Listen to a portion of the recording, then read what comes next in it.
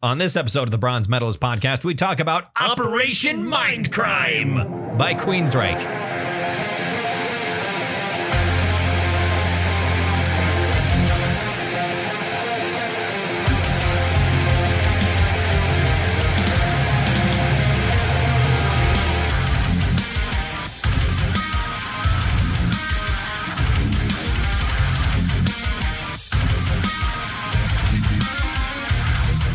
Hi, everyone. Welcome to another episode of the Bronze Metalist podcast. I'm Kale. I'm OJ. We're two professional broadcasters. We like metal and we like to talk about it. And today we're going back to 1988. Indeed. For a progressive metal album from Queensryche, one of the big three bands of progressive metal as they're generally considered. You got Queensryche, you got Dream Theater, and you got Fate's Warning are considered the big three of progressive metal. And after today, we'll have talked about all three.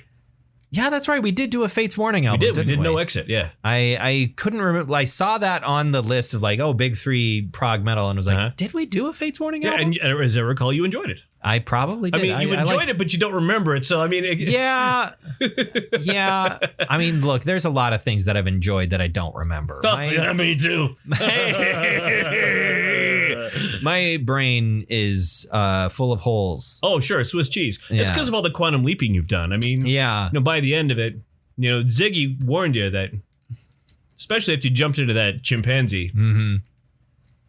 And that keep making quantum leap references, motherfucker. Come on, keep going. Yeah, and then you leaped into the body of the captain of the original Enterprise. Yeah. That's what. Yeah. That's what the whole series was. The whole series Sam just got stuck. Sam got stuck. He got stuck in Captain Archer's body. Oh boy. For years and years and years. I'm retarded. And eventually was just like, you know what? I'm just gonna stay here. This is pretty cool. I'm in space. This is pretty cool, I guess. I can stay here. I've never seen anything of Star Trek Enterprise other than really a clip. I mean, I've probably seen little bits of it, but because it was occasionally on, I think, BBC America when I was in high school. But I remember, or maybe it was Sci-Fi. I don't know. One of those channels had it, reruns. But I do remember seeing a clip. I don't remember the exact context, but it was like a tense meeting between the crew of the Enterprise and the Vulcans, who, the Federation's not a thing yet, so they're not officially allies. That would have been like the first episode. Yeah. And Archer is just extremely frustrated about how how unintentionally snide the Vulcans are being the entire time. Right. I can't remember what his reaction was, but I thought it was really funny. It was just like, can we just talk, please? It's funny. I watched the whole series. I mean, what there was of it. And then I watched it. I thought, my wife at the time, I thought, you like Star Trek-y stuff. You're kind of like me in that area. And then we watched it. And then the entire time she was just picking it the fuck apart. Oh, what a terrible decision that was. Captain Archer's never very good. Well, these guys are bad people. These guys are the Enterprise crew's the bad guys of this show. Well, I mean, what? Are you okay? I think part of the crux of the show is, though, that it's before, the Federation and humanity were quite as developed as they become, especially by next gen and stuff. Yeah, they didn't know what they were doing yet. Yeah, they hadn't figured it all out. Right. Probably Ephraim Cochrane was still alive, right? I don't know. That's too deep a cut for my Star Trek knowledge. Oh, he's the guy who invented warp drive. Okay. Yeah, that's too deep a cut for me. Played by James Cromwell in the movie. Okay. James Cromwell. Yeah. I expected Babe to walk up at any time. I thought it would be cool. It'd been funny. Yeah. Now I'm thinking about The Expanse. Right. Because you mentioned, and how how unfortunate it is that the last name of the inventor of their, miraculous drive technology is Epstein. Right. The Epstein drive. The show, I mean, the books were written throughout the 2000s and the show started in 2014. Right. And I like to think that S.A. James S.A. Corey. James S.A. Corey wrote it on an island with young ladies on it. Oh, no. Please. Yeah, that's the last thing I want to learn about Ty Frank and Daniel Abraham. Please don't. I don't think they were nearly rich enough to have been friends with Epstein. They still aren't. They're two guys that, yes, they did write a best-selling sci-fi series of novels, but I don't think that netted them that much cash. Okay, here's the thing. I'm old enough to be able to associate it with a different Epstein. Which is? Epstein from Welcome Back, Kotter, which was a TV show when I was a kid. I was going to say, I've never heard of that. There was a character who was called Epstein, and his catchphrase was, "Oh, Mr. Carter." Okay.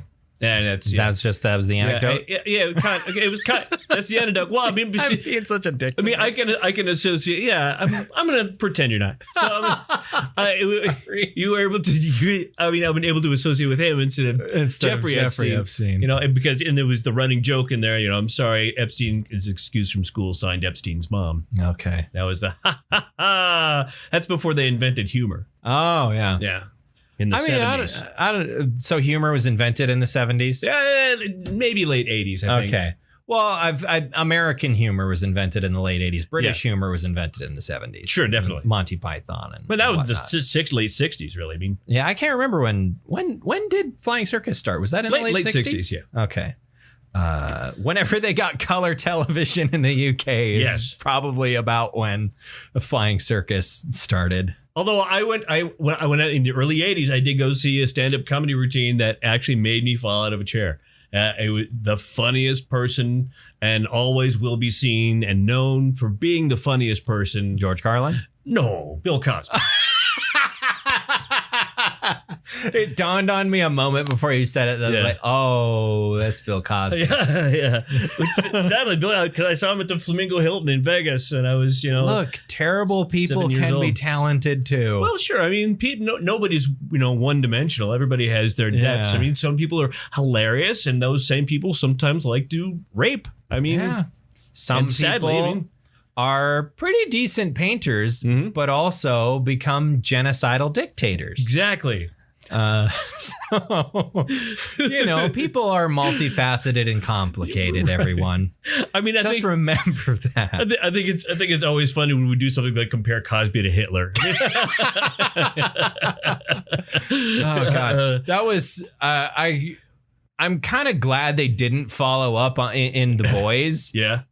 When Soldier Boy makes a comment about Bill Cosby, I'm kind of glad that they didn't follow up on that and just left it there.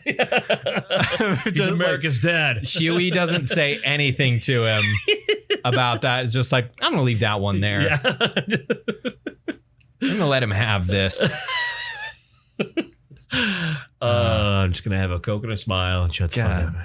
Jensen Ackles is a great actor. Yes, he is. I rewatched the clip of him of Soldier Boy talking about his dad, and I didn't watch the last 8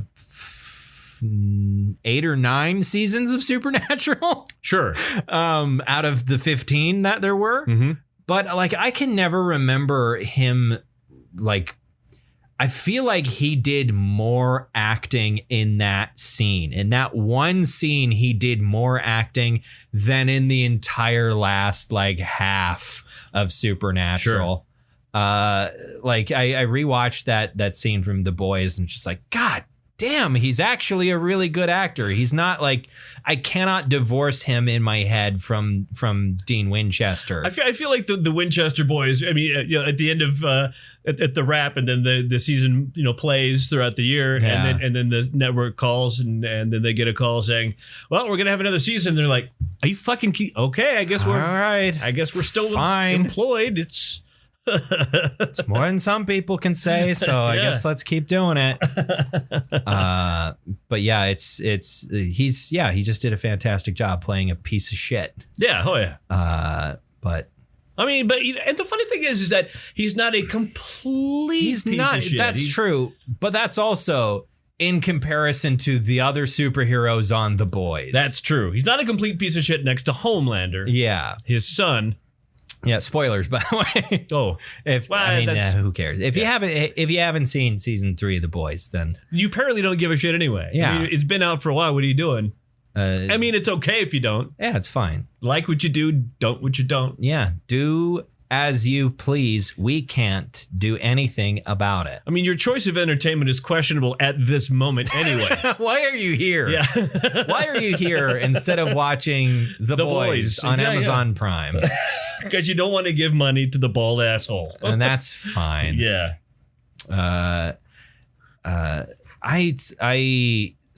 I have not watched. I still haven't. There's been a trailer out for months. I have not been able to bring myself to watch the trailer for the Lord of the Rings show. Oh, sure. I can't. I don't know what it is. Okay, I know what's going to happen. Here's what'll happen. The thing will be out in its entirety, and people will give it a thumbs up or thumbs down, and then maybe you'll trepidatiously, based on lots of things, watch it. I think. Because you will be compelled to ultimately. I mean, it is the universe you love to be in the most. Yeah. I think honestly what I'm going to have to do for my own sake is actually just watch the fucking things that come as it comes out and not read anything online.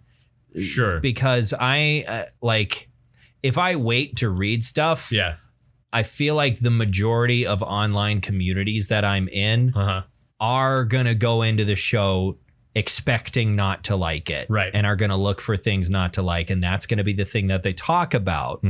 And if I'm reading that stuff, then I'm going to go in already with soured expectations. Yeah, you'll be tainted. That being said, thank you for putting tainted in there. No problem. That being said, I feel it in my bones that I think there's something about the visual design from all the stills that I've seen that bugs me a little bit, in the sense that we're starting to get on streaming platforms a generic look for fantasy. Yep. Everything looks the fucking same. The only difference is the color grade. The Witcher is darker in color grade. Wheel of Time is a bit brighter. And Lord of the Rings looks like it's fairly, normal color grading. But but Rings of Power is what we should call it. Right. Let's divorce it from Lord of the Rings. Yeah. It's called Rings of Power. Yeah, Hobbits of Power. Hobbits of Power. But yeah, you're right though. I mean, if you show me a still from whatever, just here, I'm not going to tell you what this is. And it's all based on Game of Thrones too. Game of Thrones is the originator of it. Right. Yeah, it has that sort of mystique, that feel to it, where it's that like flavor. Nothing looks like it takes place anywhere. Right. It looks designed. Yeah, every single thing looks designed, which is, I can sit and gush about the Jackson movies for so fucking long, but I will say every single place in those movies looks like a real place, except for the places that aren't supposed to look like a real place. Like Barad-dûr doesn't look like a real place because it's a giant fucking evil tower that's taller than the fucking Burj Khalifa. Of course, that's not going to look like a real place that exists. There's but a cave full of skulls. I mean, every place where people actually live in Middle Earth in the Jackson movies looks like a place that people inhabit. Maybe with the exception of like Rivendell or Lothlorien, but again, that's the point, right? That it looks different than we would expect because fucking elves live there, right? And they don't need the things we need. They don't need to have doors and windows because weather doesn't bother them. Like when they're climbing up the mountains, a little detail that I forget about every single time I watch those movies, when they're like going over the pass and there's a snowstorm, Legolas just walks on top of the fucking snow. Right. Everyone else is like trudging through and having to dig, and Legolas is just walking on top of the snow like it's absolutely nothing to him because that's how elves be. All the details, and it's just I don't know it.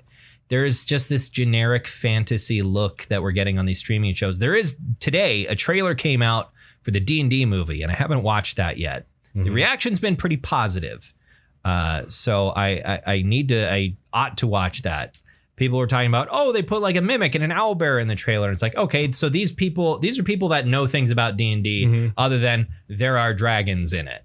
Like that was the old D&D movie was just like, oh yes, this is fantasy and there are dragons and also some evil wizards and some dungeons.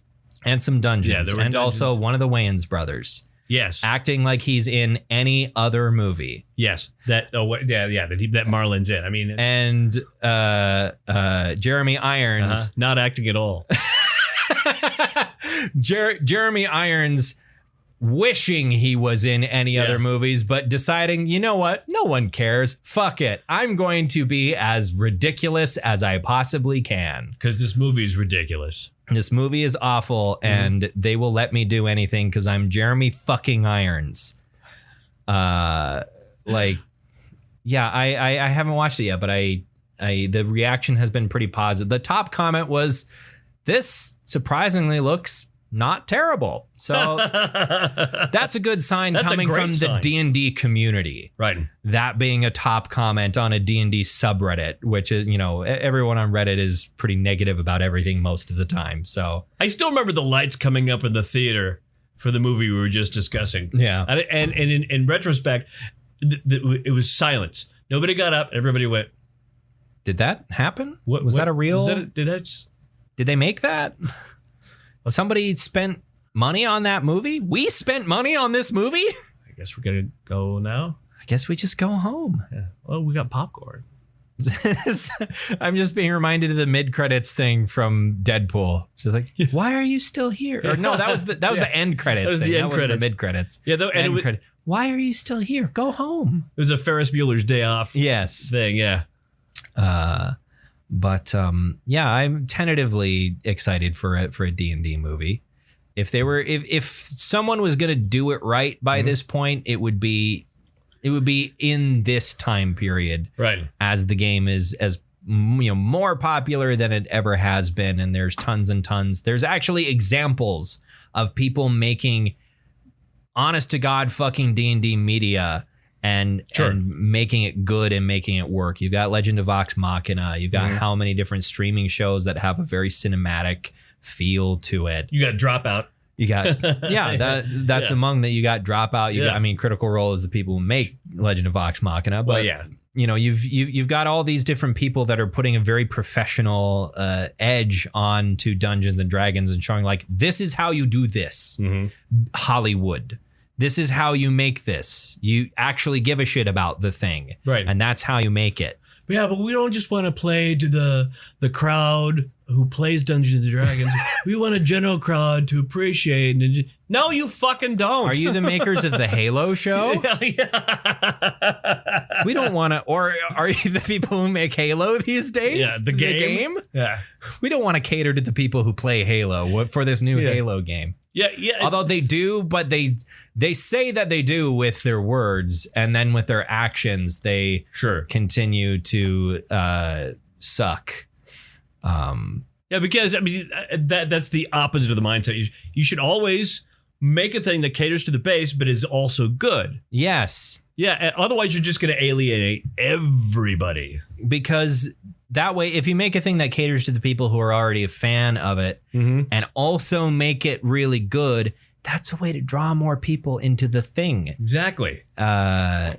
You draw more people into the thing, and more people become fans of it, and that doesn't benefit you if you're not the company that makes the thing, or if the company that makes the thing isn't involved at all, which I think is the problem with so many like video game movies and stuff like that, is they don't have any obligation to make it, true to whatever they're adapting, right? Because they don't have skin in the game. They have no stake in it, so they can make it try to appeal to the widest audience possible and make their quick buck. And as long as it makes their budget back, who gives a shit? And it's, who cares if all the fans are disappointed in the Rotten Tomatoes score tanks? Did we make our budget back? Yeah. Okay, fine. We'll move on to the next thing that we can ruin. It's the Adam Sandler business model. At the very least, Adam Sandler does what he does and keeps people fucking employed. Well, yeah, that's Adam what he's Sandler doing. has sent people's kids to college. Like, Absolutely. I've kind of turned around on like I don't like his movies that he's made over the last 15 years. Not his Happy Madison movies. His Happy Madison movies have been terrible. His Happy Madison movies, like his movies he's made, The fucking movies he's been in. Uncut Gems. Yeah, Holy crap. great movie. But like movies that he's been in or movies that he made before 2005 are Right. still pretty good, pretty funny. But Sure. like the Happy Gilmore. his Happy Madison Yeah. productions, Billy Madison was good. that he has helmed himself. Waterboy. Yes, great funny movies. Yeah. But yeah, I've turned around where it's like these aren't funny to me, but he is keeping people employed Right. regularly in Hollywood, Right. Which is saying He's something. making Kevin James's car payment. Yes. Well, and even like, editors and sure. and camera people and light people, like I have to imagine he probably uses a lot of the same people Sure. for a lot of his productions if he possibly can. Or at least I would hope he does. And he's keeping people employed and keeping, giving people jobs. Like a steady job in Hollywood is hard to come by for It people is. that are in the lower or middle tiers of production. Right. And maybe he's given a stable job to some people. I would hope so. Yes. So for that, Mr. Sandler has my respect. You have my respect, Yeah. Mr. Sandler. God damn it. Why am I forgetting the name of the guy whose movies are not good, who's on Adam Sandler's staff, and also who had a TV show? Oh, are you talking about Rob Schneider? Rob Schneider, yeah. Yeah, Rob Schneider sucks. Yeah. Rob Schneider is awful. There's no positive spin to Rob Schneider. He just sucks. His daughter's a good singer. I was going to say, I enjoy his daughter's work. Other than that, that's about all he's got going for him. Queensryche? Queensryche. How about Queensryche? Yeah. Talking about good singers. Yeah, Jeff Tate. Man, Jeff Tate has a set of pipes on him. he does. And I'll tell you right now, going in, this is my second favorite Queensryche album. What's your favorite Queensryche The album? one prior to this, Rage for Order. Rage for Order. Have you listened to Operation Mindcrime 2? No, I have not. They made I a didn't sequel. I didn't realize there was. Yeah, in 2006. Oh. I was busy in 2006. Okay. I got married, had a baby, bought a house. Okay. Yeah, they made a sequel to Operation Mindcrime I have to give that a spin. a number of years later. Uh-huh. But it'd be 18 years later. Yeah. It seemed I looked at reviews and it seemed like it was relatively well received. I feel like a lot of like sequels 18 years later for bands where it's like, oh, they're Operation Mindcrime 2. Oh, they need money and they made this because it'll immediately sell. But apparently it was relatively well received. I don't know anything about any era of Queensryche because this is the first Queensryche album I've listened to. So I don't know if their latter day stuff is considered to be of lesser quality. They're Mormons now? Yep, they're Mormons now. I don't know if their more recent stuff is considered to be of lesser quality than their earlier work. You know, that I hate it to say it, but that happens more often than not with artists because, Yeah. nothing lasts forever. That's true, and sometimes a bit of the creative spark sort of escapes and, you get into a formula and you just, one can argue that that's been the story of Cannibal Corpse for a while, but Sure. people don't really care because it's Cannibal Corpse and they're not exactly making high concept, albums or anything like that. They're making more Romantic badass love songs. Yeah. Yep. George, I want to hear George Fisher genuinely attempt to sing like a classic love ballad. Sure. I want to hear George Fisher sing I Will Always Love You. That would be amazing. With Dolly. Yes, with Dolly. That would be I would pay money to watch that. I feel like George Fisher should have an account as a celebrity at what's that thing you can just pay a celebrity to Cameo? Cameo. Yeah, he should definitely have it. He might. I would totally find George Fisher's Cameo and say, I will give you $50 if you just say fart. If you just Fart. but I mean like Fort. Something like that. Yeah, that totally. If you call me and I don't answer my cell phone, it's because no, that's what you get. You get George Fisher just yelling fart at you. Oh, okay. Beep. Have him say beforehand too. Yeah. Hi, I'm George Fisher from Cannibal Corpse. Fart. And there you go. Oh, it'd be worth every penny. It'd be great if Travis Ryan did cameos. Just be like, can you say this in your weird goblin voice, please? Thank you.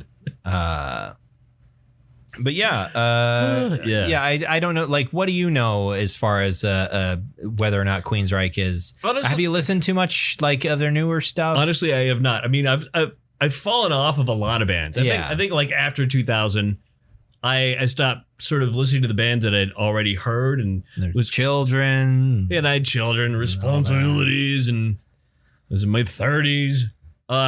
So yeah, I mean. No, I really haven't listened. I think I had Rage for Order. I had this. I had Empire, and I think those are the only 3 Queensryche albums I had. I think for some reason I moved on. I'm like a fish in a stream. I'm like I'm over. Oh, I got a new thing. Or this thing. Show me this thing. That's fine. That's a perfectly valid way to go through your musical life. Right. I mean, it's also caused me to have 5 children with 3 women. It's just, this thing. Yeah, this thing. Exactly. But Queensryche is an American progressive metal band. Where are they from? I didn't look at where they're from. The Seattle area. Okay. Yeah. And they were founded in 84? Was it 80? Something like that? I should have looked up literally anything, or at least had it ready on my phone to talk about. 1980, yeah. Oh, 1980. Bellevue, Washington. Right. Well, it's the general. Area. Yes, the Seattle area. Mm-hmm. They've released 15 studio albums in total. Right. And this is number 3, I believe. Operation Mindcrime, I think, is album number 3. What was the first? I think the first album was self-titled. Let me look at their discography here. The Warning. The Warning, right. The Warning. Rage for Order, then Operation Mindcrime. Right. Empire, Promised Land, Here in the Now Frontier, Q2K in 1999. Sure. Tribe, Operation Mindcrime 2, Take Cover, American Soldier, Dedicated Chaos. Their self-titled came out in 2013. I knew there was one in there. Condition Human, because human has an umlaut over it. The Human. way that the Y in Queensryche also has an umlaut over it. Well, yeah. It's a heavy metal umlaut. Everybody understands that it doesn't mean anything. There is no band called Metalist. Yes. Everyone knows it means nothing. Right. They have an album called Digital Noise Alliance that maybe has already come out or is going to come out. It says 2022, but there is no link. And is Jeff still with the band? I remember there was. He is not. Yeah, I remember there was some shake up there. I believe Jeff Tate left the band in 2012. Let me take a look here. Jeff Tate, 2012 is when he left the band. Mm-hmm. But yeah, he was with him for a very long time, and man, a set of pipes on him. Yeah, fantastic singer. And like a pretty wide range as well, which you always like to. I feel like you need to kind of have a very wide range to be a prog metal singer, a prog rock singer. Like it's always a little disappointing if you hear there are some metal bands where you hear like, oh, the instrumentation is just amazing and the vocals are they're okay. Like, I've kind of talked shit a little bit about James LaBrie's like live performances, but like everything he's recorded sounds really good. Because you get takes in the studio. Yeah, you get takes in the studio and everything like the guy, and like his early live performances as well sound quite good as well. It's just the man's getting older. It happens to everybody. Sure, but and his instrument is made out of meat. Yeah, it's made of meat. So but yeah, like my instruments, my meat instrument. Okay. Whoa. Okay. All right. I feel like there's something stuck in my meat instrument. Okay. I need to lubricate it. How you doing, Mrs. Border? Are you still with us? It's your son talking about his meat instrument. Talking about how I needed to lubricate my meat instrument.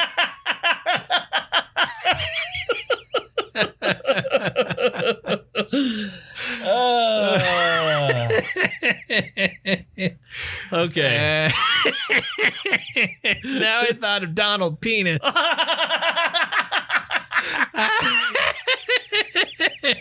Now, you know what's funny is because, okay, here's why that happened. The reason that happened is because the last few times, because I don't really listen with like when you're on the air. By the way, context right is you went because you have 3 newscasts to do in your broadcast, so you gather quite a bit of news. I start that early in the morning, and then I add to it in the afternoon. And I have one, and it's at noon, and there's never fucking anything from anybody available for me. So I just usually use whatever you had written the night before. And I didn't realize, it didn't dawn on me that you were doing that. I thought maybe there was something available that you were using that. And then I'm like walking past the radio, and I hear your newscast. I'm like, hey, I re-edited that story in those words.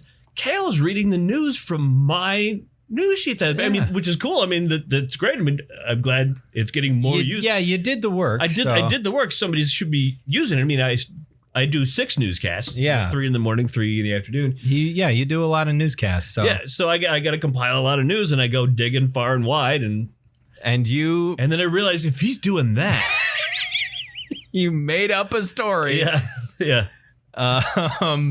In which a man named Donald Penis, Peenus, was arrested for possession of illegal firearms and marijuana, methamphetamine, and $10,000 in cash. $10,000 in cash. And I was looking through your news sheets, going like, "What?" Like I read that, and immediately, like I was a wreck for like 2 minutes, just laughing my ass off.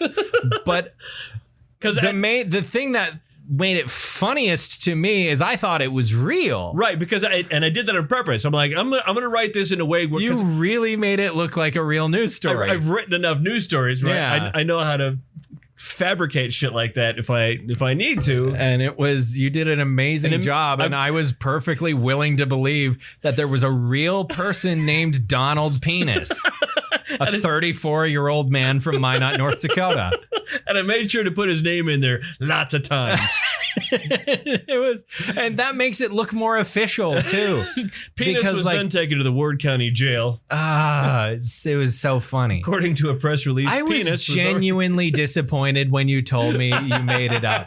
I should have kept it going then. I really wanted it to be real. I should have. Cal, you know what, Cal? Actually, that's a big story. I was never going to read it, even like whether or not it was real, because there was no fucking way I'd be able to read that with a straight face. In no reality would I be able to read that and not laugh my ass off and turn into fucking Anderson Cooper talking about Dingus Day. That's an amazing clip, by the way. With the pussy willow? Yeah. A tap from a pussy willow. Anderson Cooper just fucking loses it. Just absolutely cracks. If you've never seen that clip, look up Anderson Cooper Dingus Day. It will brighten your day or your night or whenever you watch it. It is manna from heaven. It's just wonderful.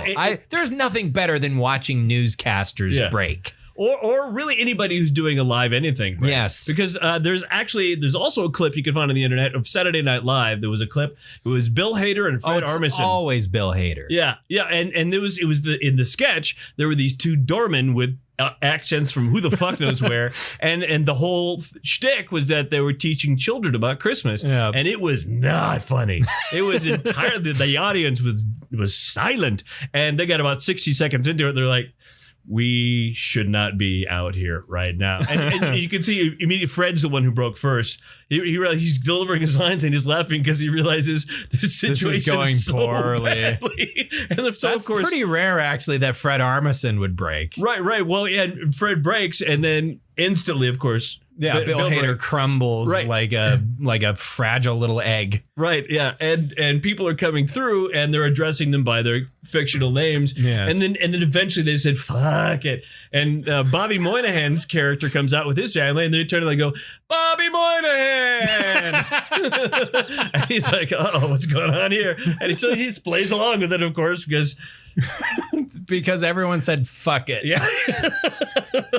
The sketch is done. Yeah. Let's just have some fun. Watching it's all I will never have enough of Bill Hader breaking sketches. It is always the funniest thing in the world. And 90% of the time it's because John Mulaney changed something on his cue cards. Well, especially when it was Stefan. Yeah, Stefan. God damn it. That's God, I can't get enough of that. Speaking of Bill Hader, I still haven't fucking watched Barry season 3. Oh, I need to finish season 1. I have so much media to consume. There is. I mean, so little time. There's a video game I need to freaking finish. Yeah, I love playing the game, but the problem is, like, I have children. Yeah.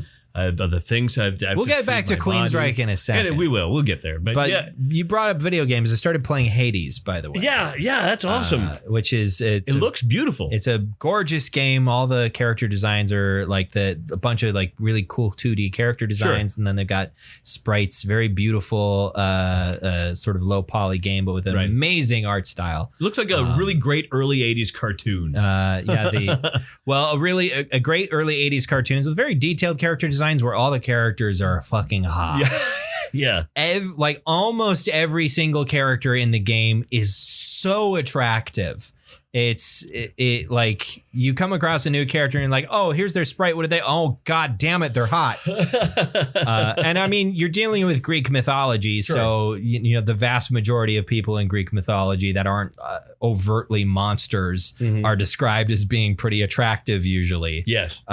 So that's kind of how it goes. But the music is amazing. The character designs are great. The gameplay is really fun. It is a perfect game for my... I steal a term from Nakey Jakey on YouTube, which is goopy goblin gamer brain. Right. Which is like, I desperately want to like, you know, really like slow, really heady story-based RPGs. But often what happens, especially these days, is I am sitting there going like, okay, when do I get to kill stuff again? Right. Because I have completely lost all semblance of patience in my life. And what Hades does is like, here's all these NPCs that you can go interact with and have conversations. It's not really like full conversations, but you go up and you talk and Zagreus says his thing. They'll say their thing. And the dialogue's really well written. Sure. But then you go out and you do your escape attempt and it's the same thing every time. You're just getting more and more powerful. It's explicitly a different thing, but same regions and sort of thing. It's the way that roguelikes work. But it's like, all right, you know, you had your little break where you get to talk to the characters and go back to slaughtering a whole bunch of stuff because you're trying to escape from Hades. Right. Get back to it. And then if you die, you go back to the beginning. Yes. Don't you? Yes, you do. But you get more. You get more. There are permanent upgrades that you can get. Sure. So to make the game easier, progress farther. Yes. Because you have better stuff. I got to Elysium the other day for the first time, and I have not been able to get back because they also do a thing where they're like, because you've been fighting on your way out of Tartarus. You've been fighting the same boss every time, which is Megara, one of the Furies, who Zagreus has a lot of sexual tension with. But they do a thing where Hades is like, all right, Megara's not doing her job very well. So let's bring in her two sisters who are both extreme psychopaths. And their boss fights are much harder than Megara's. And they will still block your way out of Tartarus. Sure. So I've been struggling to get to Asphodel. And then I very rarely make it out of Asphodel.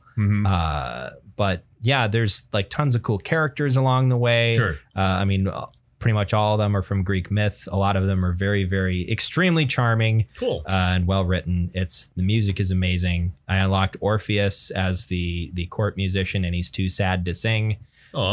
He looks like the lead singer of The Cure. It's great. Smith. It's great. Who, by the way, in his old age has gotten fantastic. Really? Yeah. He's just a complete asshole. he's just turned into a complete dickhead. Yeah. How are we happy about being inducted into the Rock and Roll Hall of Fame? And he's apparently not as happy as you are. So he's an entertaining asshole. Yeah, that's what I'm saying. Okay, that's good.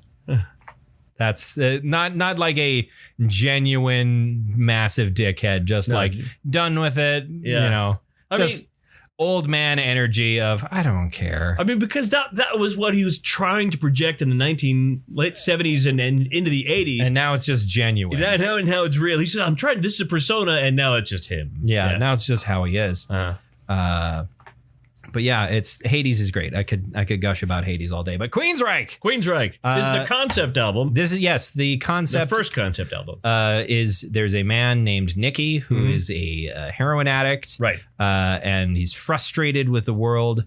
So he gets there's also a framing device of Nicky being in a mental institution. Mm-hmm. He's completely insane, doesn't have any memories, but at the end of the first track, he starts to remember his life. Right. And his life involved him being a heroin addict and being very frustrated with the social situation of his era and getting pulled into this anarchist organization. Yeah, this radical anarchist organization that takes advantage of him and brainwashes him into an assassin that will kill people at their order.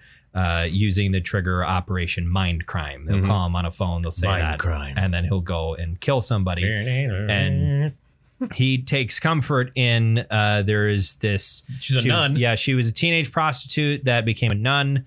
And her name is Sister Mary. And she sleeps with him and also sleeps with the priest who takes care of her. But she's like his only solace. And then eventually he gets told to kill her and the priest as well. Yep. But he decides he's not going to kill her and he's going to quit.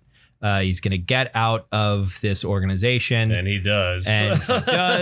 But then he returns home and finds that Mary's already dead. And he doesn't know whether he killed her or somebody else killed her. Like he doesn't know whether he was responsible or not. He gets caught by the police and goes completely bonkers and ends up in the insane asylum, where he has now kind of snapped out of it at the end of the album because he now remembers everything. I remember now. And that's the... Very Harrison Ford, but... I remember now. I remember now, Leah. Old Harrison Ford. Our son is out there. I want to be done with these fucking movies. I wanted them to kill me in 1983.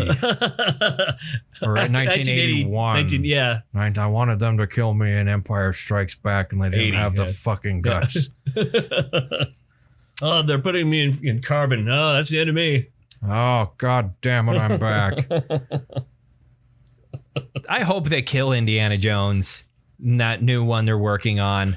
I really hope they just kill Indiana Jones. Did I show you the video of Harrison Ford on stage at John Williams' Lifetime Achievement Award thing? I don't think so. He comes onto the stage. Was he clearly stoned as fuck? I think it's hard to tell anymore. That's true. I think he just has the permanent effect. But the funny thing is he comes out onto the stage, our next speaker is Harrison Ford. And it comes out. Thank God I used music from the movies I actually like. No, that damn music follows me everywhere. When I go onto a stage, when I go off a stage, it was playing in the operating room when they did my colonoscopy. That's actually funny. Yeah, it is. And then he went on to just lay brilliant, eloquent praise on John Williams for what a great man he is. That's good. So Queensryche. Queensryche, yeah. I loved this album when I got concept. it. This was the second album I got by them. The first one was A Rage for Order, the Queensryche's second album. The Warning, it was their first album. Here's the funny thing is that it's also turned around in my mind. I mean, that era, my brain is kind of Swiss trees too. Only mine's proving what you're saying. Mine's been Swiss cheese longer. Yes. So back in the 1980s, crusty Swiss cheese. It's kind of with a greenness on the outside. Yep. But I mean, I was thinking The Warning was a Fates Warning album, but that would be stupid. The Warning by Fates Warning. recorded by Metal Church. Rolls off the Yeah. by Metal Church. Produced by Black Sabbath. And the Warning was Warning, and then but the first one I had was Rage for Order, and I loved it a lot. And then this one came out, and my nerdy friends were like nerding out about it. Yeah, I'm like, all right, I gotta get it then, and I got it, and I really, really enjoyed it. I listened to it a lot. Yeah, and then Empire I got, and I'm like, this has a good song on it. This has a good song on it. But yeah, do you think this album slaps? Sometimes. Yeah. I'd say most of the time. Like if you were to compare it to something like Dream Theater, I think there is a higher percentage of metal in this than a typical Dream Theater album from the 90s to mid 2000s. Right. Well, and I think if Dream Theater only took the advice, like say yeah. If there maybe they'd be heavier. Yeah. If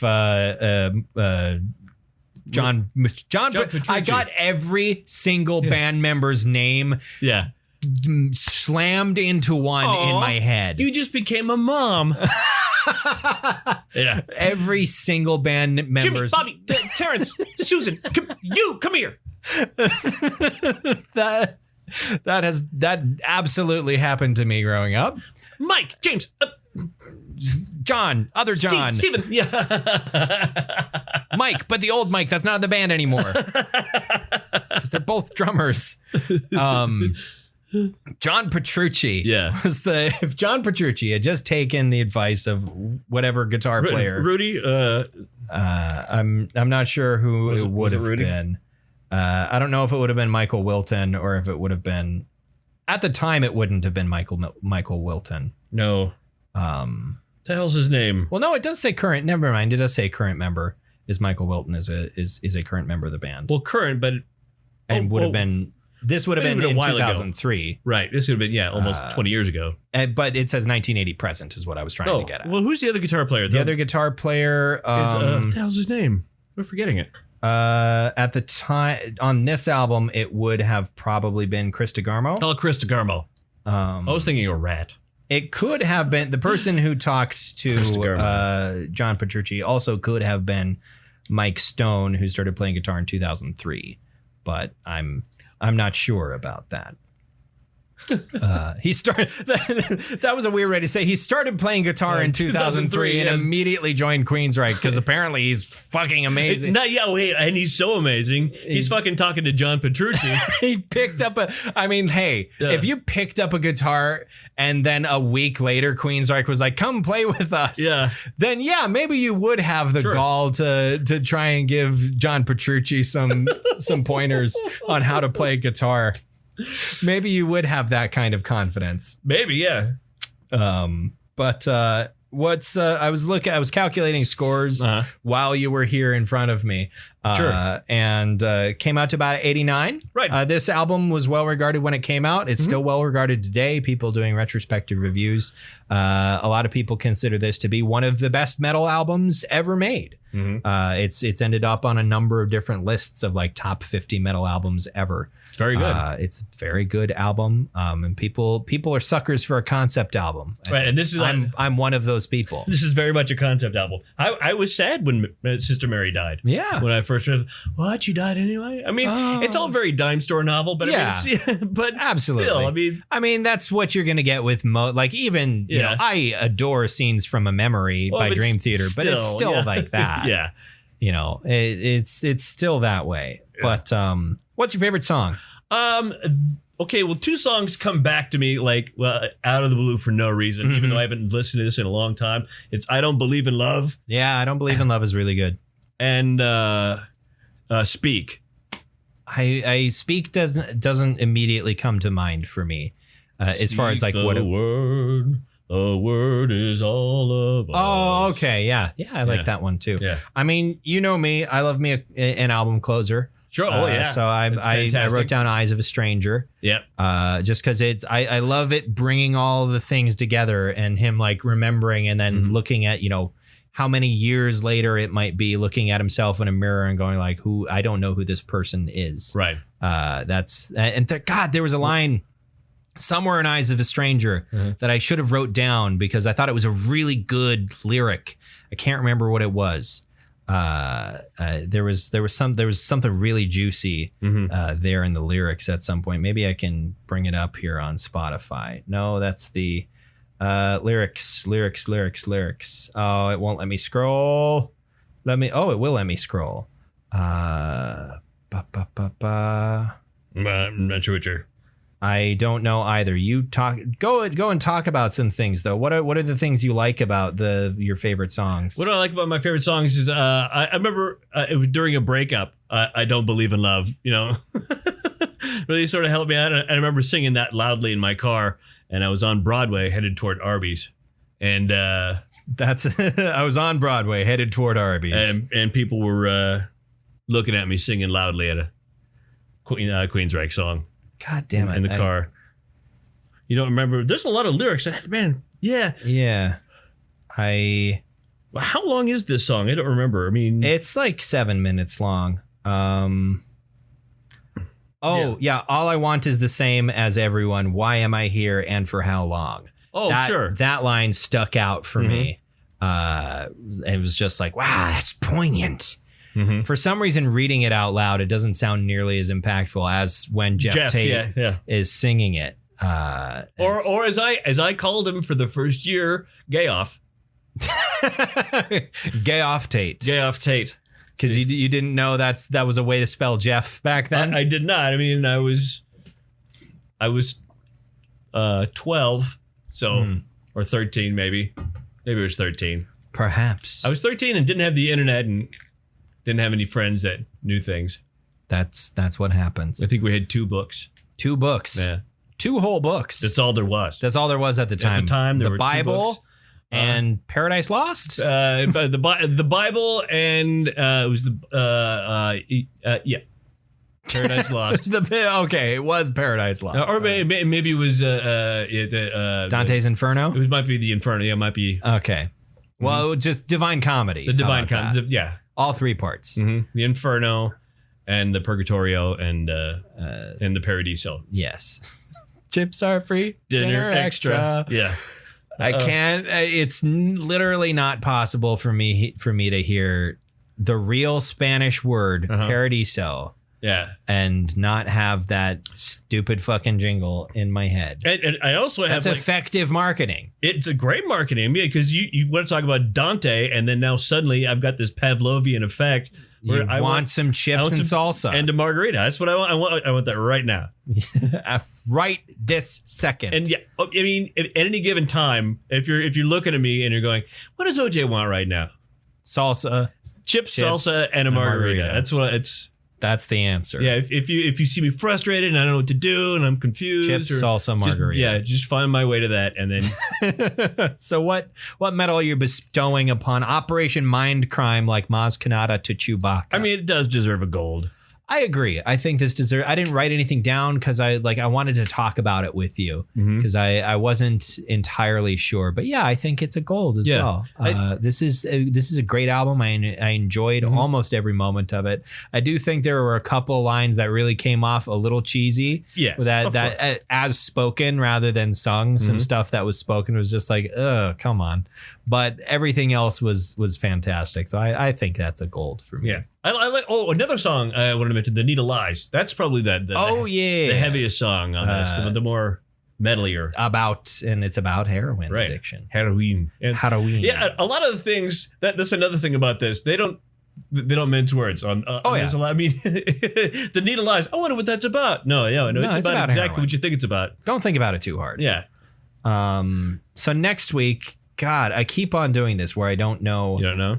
What I want to talk about. So I'll figure that out and send you a text or send me a text or turn your head. I sit behind you at work. Yeah, it's gonna be a busy week though. That's what's true. Oh yeah, because I won't be there. You won't be able to. For the most part, because I'm gonna be for a lot of the day. You won't be around. Oh fuck. Yeah. the North Dakota State Fair is coming up. And tomorrow starts tomorrow. I'm going to go out there. Yep. I'm going to go out there at 2:00. And by the way, I know this is going to happen because there's a certain employee that we work with who I've worked with him for 25 years. Yeah. And in the last year or so, he's like, oh, I see the finish line. I'm going to retire. I'm going to stop being nice to anybody for any reason. Yep. And so, yeah, if he sees a thing that he thinks and he wants to say it out loud, he fucking does it. And I know what's going to happen is I'm going to go out there in my jeans, probably maybe a hoodie or something because that's what I wear. That's what I have. I'm going to go out there in that. And then he's going to mock me for it mercilessly. And then what I'm going to have to do, because I'm me, what I'm going to do is I'm going to show up the next fucking day in my parka and my ski pants and my mucklucks and my fur hat. Just keep going. I'm going to keep going. More layers. Because fuck you, that's why. Heat stroke. Exactly. Just keep going. But yeah, I don't know what I want to listen to, so I'll figure that out. You know, well, I was going to suggest like a metal album. I was thinking jazz. You know, that'd be fun. I'd be down with that. I don't know any jazz albums to jazz? listen to, so. All right. I feel like the only like proper jazz album I've ever listened to, and I say proper jazz in quotes, sure, is Trout Mask Replica. That's not proper jazz. That's experimental jazz, but it is jazz. I did bring a flamenco jazz album to the podcast true. once. Yeah. Which is more flamenco. Well, but it was sort of much more flamenco than jazz. Right, but it was a fusion sort of situation. Yes, I suppose we could listen to Birth of the Cool if you wanted to. That'd be cool. I'll figure something out and let you know. So until next week, thank you for listening. You can find our social media pages on Facebook and on Twitter. We post episode links there. If maybe that's your preferred way, of finding out that a new episode is out. You can get some notifications if you're always on social media. That might be the best way. And if you send us a self-addressed envelope and a stamp, we might send you a CD of it. No. I think that'd be fine. If somebody goes to the trouble of sending an envelope, can you send me a CD of the podcast? I don't want people to go through the trouble of finding my address to send me things. If you personally bring it to his home and knock on his door and hand it to him. I don't want people to know I physically exist anywhere. I found you, Kale. Please, no. Can I have a copy of the podcast? I don't care who they send. I'm not paying taxes. Sorry, that just came out. Yeah. Known tax avoider. Yeah. So I was talking about social media. Our episodes are available, of course, on Apple's podcast app and also on the podcast source from Libsyn. Download that from your app store of choice. Indeed. So thank you very much for listening to another episode of the Bronze Medalist podcast. I'm Kale. I'm OJ. Congratulations.